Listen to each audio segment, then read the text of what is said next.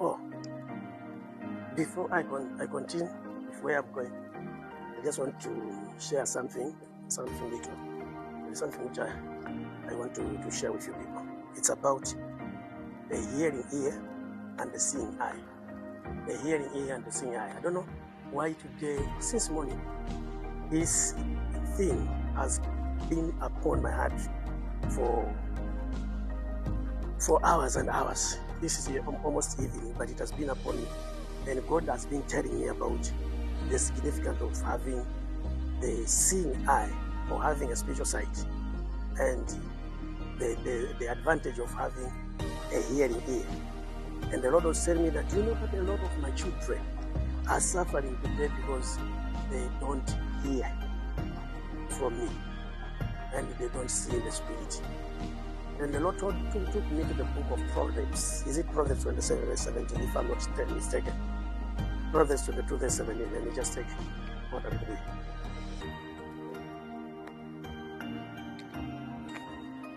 This subject, I need to take my time. Proverbs 22.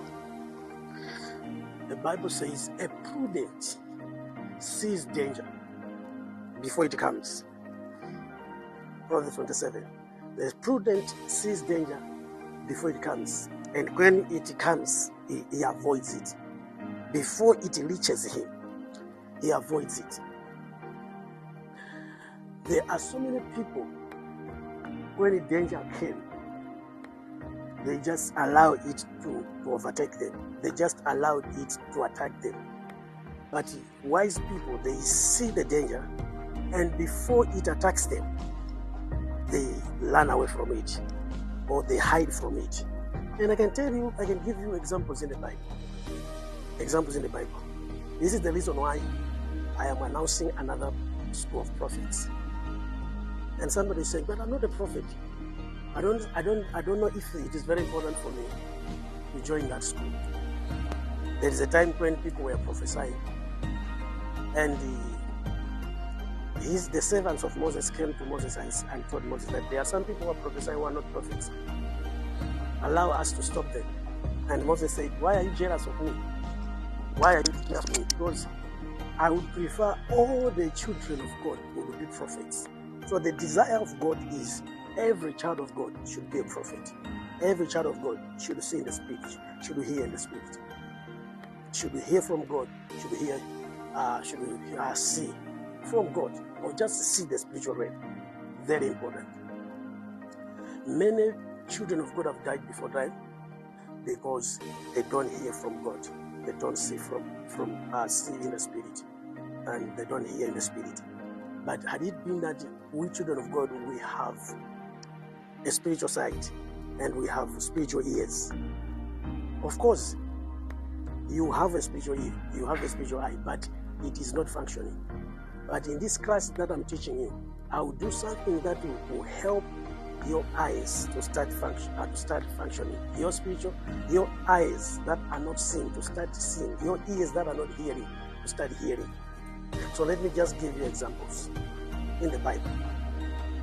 There is a time when they wanted to kill Jesus. You know what Jesus did? The Bible says Jesus ran away. And somebody was asking me a question, if he was God, why Jesus used to run away? They collected stones so that they can kill him.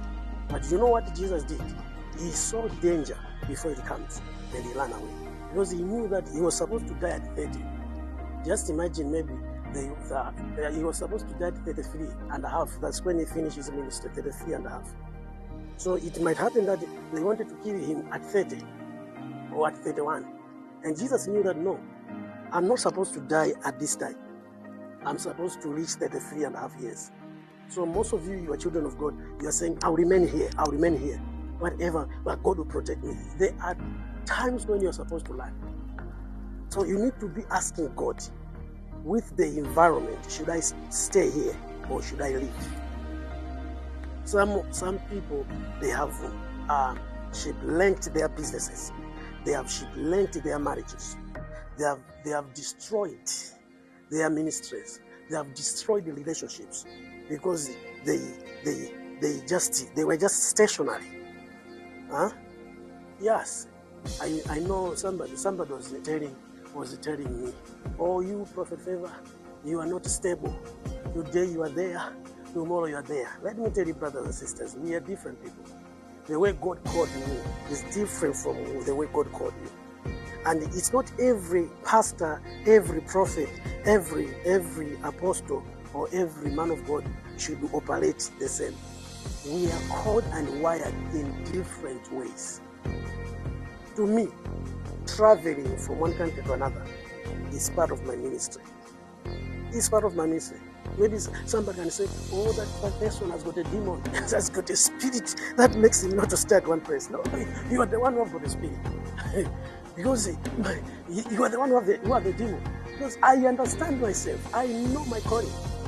Some prophets, they are supposed to have a church. Some prophets are not supposed to have a church. Elijah, show me a church of Prophet Elijah in the Bible. Show me a church of Prophet Elisha. Show me a church of Prophet Jeremiah. Not every prophet is supposed to have a church. And it is these days where prophets are having churches. Yes, these are the days where prophets are having churches. But in those days, prophets were not having churches. So don't force me to operate the way you operate. My brother, if you have a congregation and you have stayed there for 20 years, you are pastoring those people. Maybe you are a pastor. I'm not a pastor. I'm a prophet. Yes. So the fact that you have built a church and your church is big and you are at one place for a long time does not mean that I am not called. Or maybe I am called but I'm not listening from God. I am not stable. Yes. Some of us, God has given us that spirit of not being stable because our calling is to bless people in different places. Yeah. Because even the way I operate myself, for example, I have 50 people in Tanzania, 50 people in Kenya, 100 people in Botswana, 100 people in Malawi. And I am moving from those places seeing those people. And with you who have got 500 people at one place, you cannot compare me. Me, I have I may have a few people in different countries, but my church is bigger than yours. Okay, I'm not bragging about this, but I'm just talking about listening from God. What is your calling? What is your assignment? I was asking God, what's my assignment? Should I open a church or I should not open a church? It's not every man of God, every pastor should open a church.